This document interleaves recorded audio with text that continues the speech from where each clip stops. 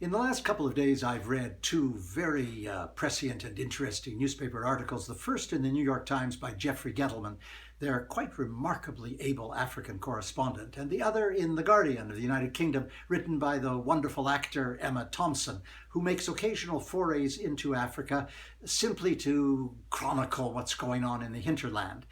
And they're both, of course, consumed by the reality of 20 million people facing famine at the moment in four various countries.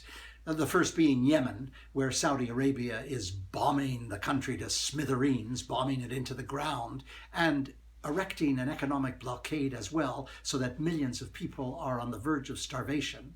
The second is South Sudan, where you have a virtual genocide between two ethnic groups. One of those groups, the government group, is actually blockading the delivery of food aid to people who are starving, thus using food as a weapon of war. Extraordinary. Then there's northeastern Nigeria, where Boko Haram has caused such devastation that millions of people are in internally displaced camps, constantly hungry. And the Nigerian army, which is supposed to be countering and subduing Boko Haram, is mercilessly violating the civilian population. It's really remarkable, and nothing seems to stop it. And then, of course, there's Somalia, which is going through one of the intermittent famines which they so frequently face. In the case of all of them, there's great complications by way of climate change and by way of the reduction in the availability of water. So the countries are beset by fetid pools of stagnant water, giving rise to cholera. You would think that the United Nations Security Council should somehow bring this to an end.